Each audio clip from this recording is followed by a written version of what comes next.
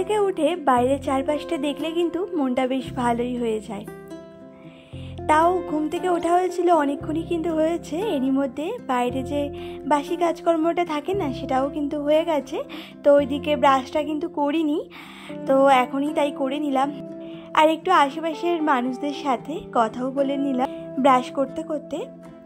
এমনিতেও সেরকম একটা তো বাড়ির বাইরে কোথাও যাই না, ওই ঘরের মধ্যেই কিন্তু সবসময় থাকি, ওই সংসারের কাজকর্ম নিয়েই নিজেকে ব্যস্ত রাখি। আর ওই সোনা মায়ের জন্য যেটুকু বার হতে হয় সেটুকুই বার হই আর কি। তো যাই হোক, এরপরে দেখো এখন আবার চলে এসেছি ঘরে। আর ঘরে এসে আগেই কিন্তু ডাস্টিং করে নিলাম। ওইদিকে ওরা কিন্তু ঘুমাচ্ছিল, সোনা মা আর ওর বাবা দুজনেই ওঠেনি। তো যাই হোক, এরপরে তো তোমাদের দাদাভাই উঠেই গেছিলো। তারপর এইদিকে চাও করতে চলে এলাম। তো আমার জন্য না একটু গ্রিন টি করে নিলাম, মানে আমি না চিনি দিয়ে ভাবছি কি চাটা খাবো না, আর এই যে তোমাদের দাদাভাইয়ের জন্য একটু চিনি দিয়ে চা করে দিলাম।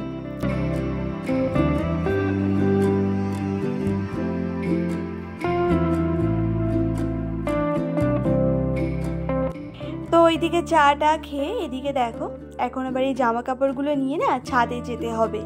এই জামা কাপড় তো গতকালকে কাচা হয়েছিল, তো একটাও জামা কাপড় শোকায়নি, মানে হালকা হালকা ভেজা ছিল, তো এই ঘরে না মেলে দিয়েছিলাম। আর এখন যেহেতু শীতকাল, এখন তো ঘরে ফ্যান চলে না, তাই জন্য কিছুই শোকায়নি। আর এখন যদি গরমকাল হতো না তাহলে এই ফ্যানের হাওয়াতেই পুরো টেনে যেত, তাহলে আর ছাদে না মেললেও হতো। তো যাই হোক, ওই হালকা হালকা যেহেতু ভেজা আছে, নইলে আবার একটা ভ্যাপসা গন্ধ বার হবে, তার জন্যই দেখো এখন আবার ছাদে সমস্ত জামা কাপড়গুলো নিয়ে চলে এলাম। ওই এক এক করে দিয়ে দেবো। আর এখনও তো রোদ্রের দেখা পাওয়া যাচ্ছে না, চারিদিকে কিন্তু এখনও ঘন কুয়াশাই আছে। আর এখন কটা বাজে সেটাই তো তোমাদেরকে বলা হলো না, ওই এখন বাজে 8:45 মতো। তো সুপ্রভাত বন্ধুরা, কেমন আছো তোমরা সবাই? আশা করছি তোমরা সবাই খুব ভালো আছো আর সুস্থ আছো। আমার আরও একটি নতুন ভিডিওতে তোমাদের সকলকে অনেক ভালোবাসা আর অনেক স্বাগত জানিয়ে আজকের ভিডিওটি কিন্তু শুরু করে দিলাম। আশা করছি আজকের ভিডিওটি দেখতে তোমাদের খুব ভালো লাগবে। তো এদিকে দেখো ছাদে জামা কাপড় মেলছিলাম, আর ভাবলাম কি কিছুটা বেলপাতা নিয়ে যাই নিচে। শাশুড়ি মা তো এখনই স্নান করে পুজো দিচ্ছেন, তাহলে উনি ঠাকুরকে দিয়ে দিতে পারবেন। আর আমার তো ছাড়া জামা কাপড়ই, ওই জন্যই না তুললাম। আর সকালবেলা ঘুম থেকে উঠেই কিন্তু প্রতিদিনই জামা কাপড়টা ছেড়ে নিই। তো যাই হোক, এরপরে দেখো এই যে ফ্রিজে কিছু মাছ আছে, তো সেই মাছগুলোই এখন বার করে নিয়ে যাচ্ছি। এগুলো না খানিকক্ষণ ওই জল দিয়ে ভিজিয়ে রাখবো, তাহলে বরফটাও ছেড়ে যাবে। এমনিতেও রাত্রেবেলায় না ফ্রিজটা বন্ধ করে দিয়েছিলাম, ওই সকালে উঠেই চালিয়েছি আর কি। তো যাই হোক, ওইদিকে মাছগুলো জলে ভিজিয়ে এদিকে দেখো এখন আবার ভাতটাও বসিয়ে দেবো, তাই চালটা খুব ভালো করে ধুয়ে নিচ্ছি।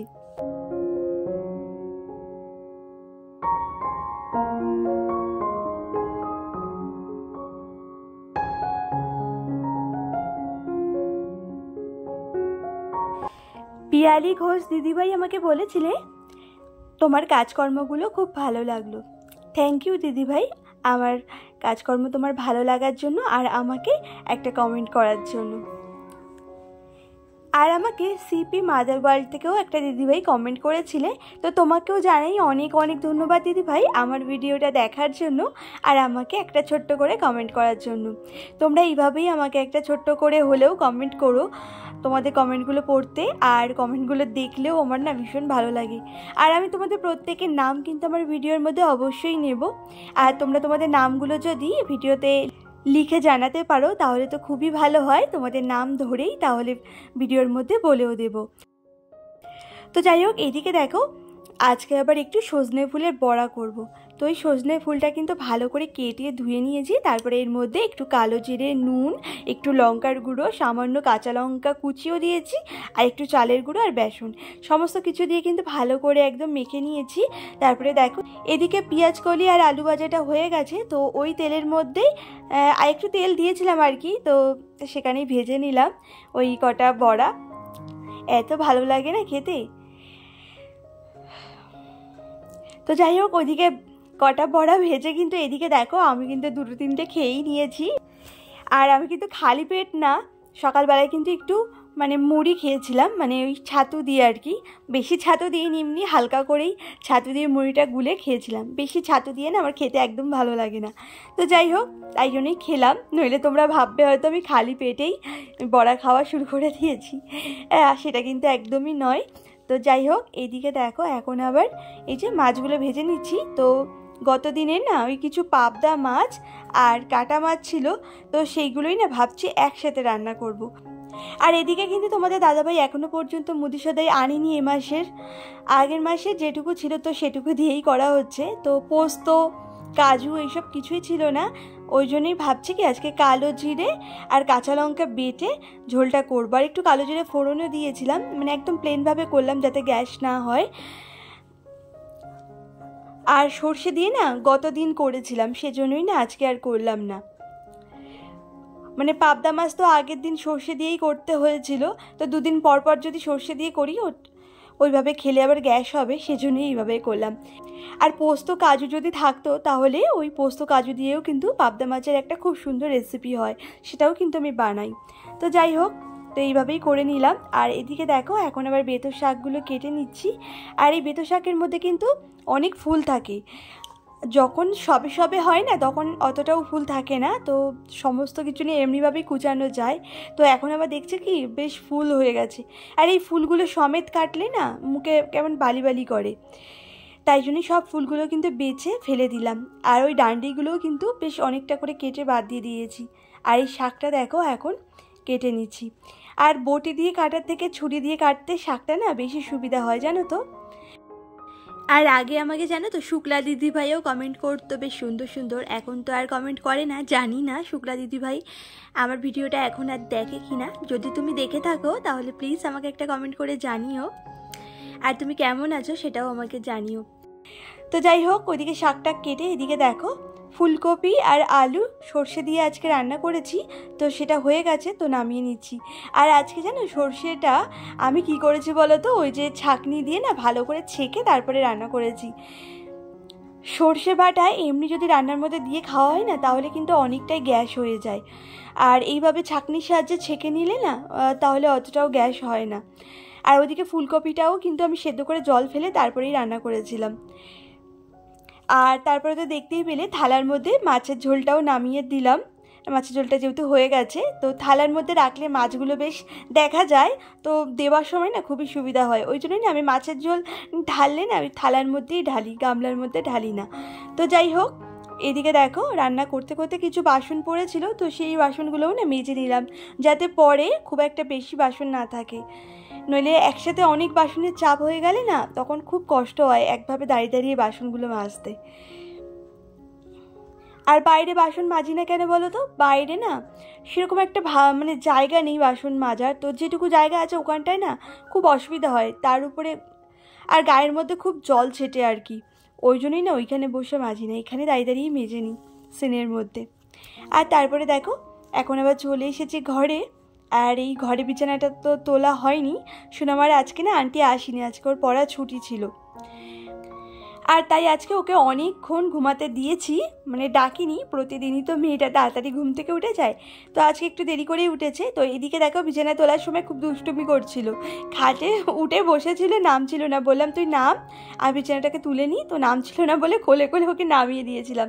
তারপরে দেখো নিচে জিনিসগুলো রেখেছি, ওখানে উঠে বসে আছে, সেখান থেকেও কিছুতেই নামছে না। তারপরে ওকে অনেক ভুলিয়ে ভালিয়ে দেখো আমার সাথে কেমন বগর বগর করে যাচ্ছে, ওকে অনেক ভুলিয়ে ঠুলিয়ে তারপরে নামালাম।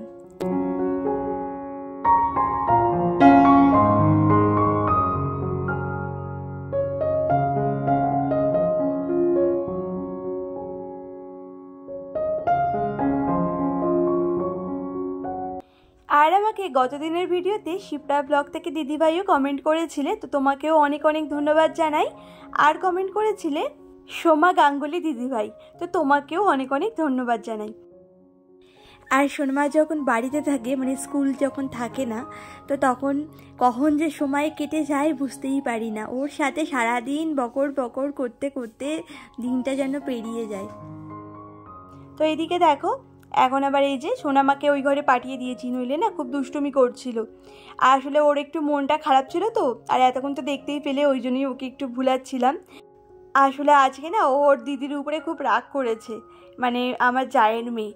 তো সেটাই আমার সাথে এতক্ষণ কিন্তু বলছিল। তো এইদিকে দেখো, ওকে ওই ঘরে পাঠিয়ে দিয়েছি, আবার কিন্তু চলে এসেছে এখানে।